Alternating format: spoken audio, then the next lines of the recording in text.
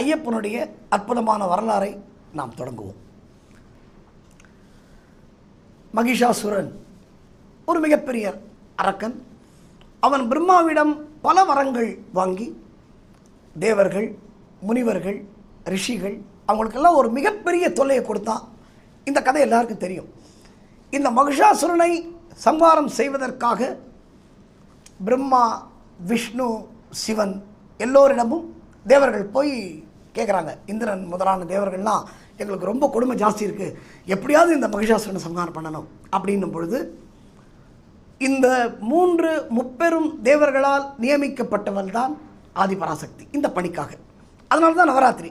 ஆதிபராசக்தி ஒரு 9 நாட்கள் மகிஷாசுரனுக்கும் ஆதிபராசக்திக்கும் ஒரு கடுமையான போர் நடந்தது.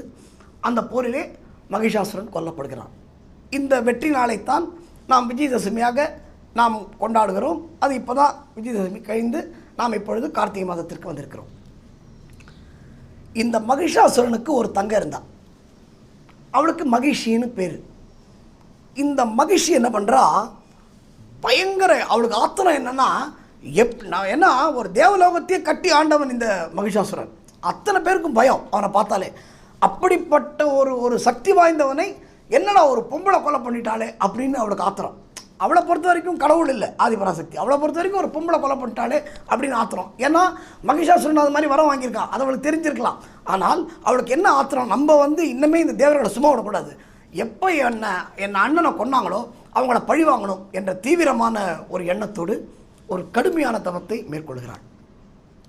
தவம்னா கடுமையான தவம். மழை பெய்யுது, வெயில் அடிக்குது, அவன் மேலே புத்து கட்டுது, அதை பற்றிலாம் கவலைப்படல. கடுமையான தவம் பிரம்மனை நோக்கி. எப்பவுமே இந்த தெய்வங்கள் பக்தர்களின் வேண்டுதலுக்கு, அவர்களுடைய பக்திக்கு கண்டிப்பாக செவிசாய்க்கும். அது ராட்சசனாக இருந்தாலும் சரி, நல்லவனாக இருந்தாலும் சரி, கெட்டவனாக இருந்தாலும் சரி, தெய்வம் கண்டிப்பாக அருளும். அந்த விதத்திலே மகிஷியோட தவத்தை பார்த்து மகிழ்ந்து நேர பிரம்மா வந்துட்டார். பிரம்மா வந்த உடனே இவளுக்கு சந்தோஷம்.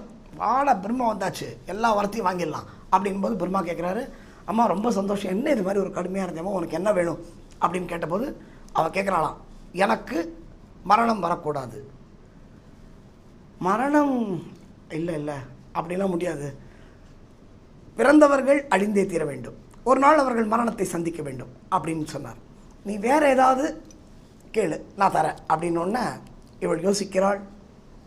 ஒரு வித்தியாசமான வரத்தை பிரம்மனிடம் கேட்கிறாள். அது என்ன வரம், பிரம்மா அதை கொடுத்தாரா போன்ற தகவல்களை நாம் அடுத்த நிகழ்ச்சியில் பார்ப்போம்.